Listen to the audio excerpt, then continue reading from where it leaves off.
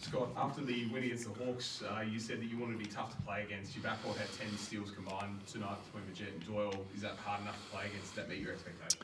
Yeah, I thought, we finally were, I think, solid for the 40 minutes. We didn't have a lot of dips that we've had in the past for longer periods of time. We had our moments in this game, but I thought we were relatively solid across the board. And it is one of the things that, I think we got away from a little bit, and that was mostly my fault of just being slightly just more aggressive in general. But credit to these guys. It was just, a battle. We've had many battles with them already, and to get one from them was great after Christmas, and a lot of hard work was put in that game, and I'm extremely proud of our group. And I thought our bench was fantastic. I thought we just got tremendous production from everyone. Will, your first game back was against the Breakers in Launceston, and obviously played them again tonight. What have you seen in yourself over the past 6 weeks in your comeback from a long-term injury? Yeah, I think the games have slowed down a little bit for me. When you first back out there, it's pretty quick and sped up, and they're really physical and really up into you. So to sort of debut against a team like that was pretty tough, and I think I've had a pretty good string of games and practices where I got JB crawling all over me, and he makes it hard for me as well. So I get pretty good practice at it, but I think it's slowed down a little bit, and I think conditioning's just still not quite there, but it's definitely getting there.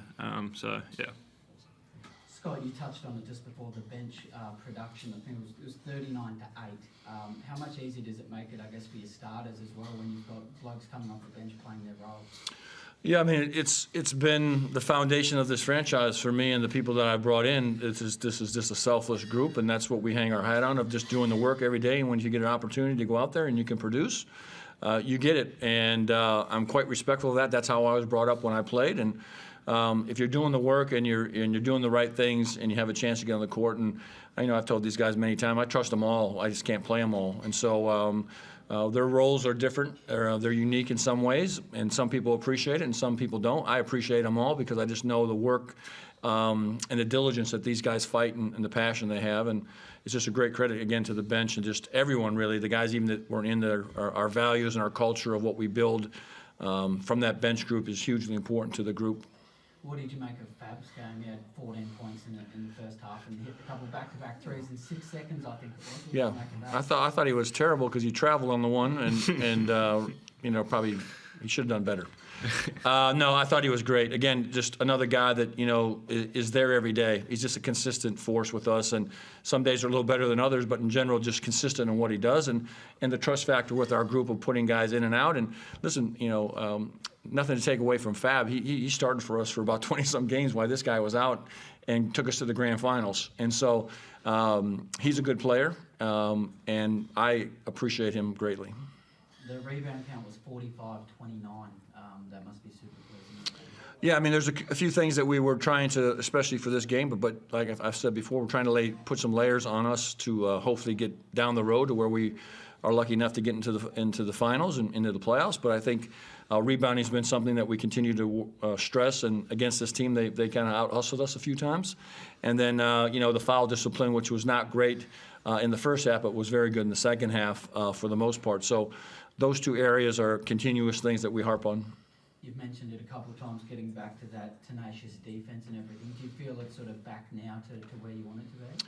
Well, I think that we have enough bodies to continue to throw out there and at least be aggressive and smartly be aggressive. And, that's been kind of, what we've hung our hat on as a team that's going to defend the island, fight as hard as we possibly can for the people of Tasmania. I thought this building was electric tonight. I don't always reflect on it after games, but for some reason tonight it was just incredible in there, and so much appreciated by everyone here. And again, it's for all of Tasmania when we're fighting that way, and part of our makeup and our DNA is our defense.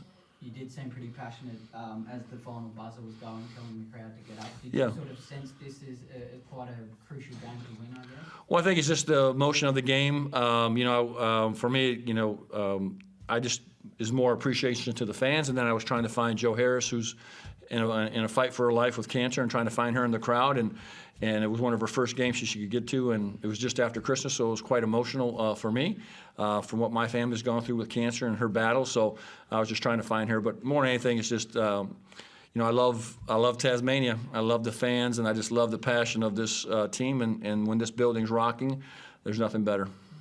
Jack McVeigh's got a reputation for hitting big shots for you guys, and he did it again. I think 77-70 when they hit a big three. You called a timeout. He came out, hit a big three. Yeah. He had 2 points up until the last quarter, and he scored 11 in the Yeah. last quarter. What can you say about him? I mean, he's fearless. You know, he competes, and he's been banged up a little bit and trying to get through some of these last week or two of just some little injuries that have been bothering him. But all in, all ready to go. You know, Kelly came in and did a great job while he was got the fouls early and maintained the fort for us. And Jack does, you know, have no hesitation in him shooting shots. And every time he lets it go, I think it's going to go in anyway. So just him spacing the floor, and you know, he was really solid again. Last one for me. How was your Christmas, Scott? Yeah, no, it was obviously fantastic to have my daughter in town and my wife, and you know, it's just special times, and yeah, I can't wait to get to the Taste of Hobart tomorrow and hang out down there a little bit and enjoy this weather. We would be unfair, but not so. How was your Christmas? Yeah, it was awesome. Mum and Dad flew in the afternoon, so I got to see them. I haven't seen them for Christmas for a few years now, so it was lovely. Chris Pike? Yeah, Will, just a couple of quick ones. Can you just expand a little bit on what you said earlier about how you're starting to find your groove a little bit and how the game's starting to slow down? Is this the first time, probably in a couple of years, where you're actually starting to feel comfortable back out there on the court?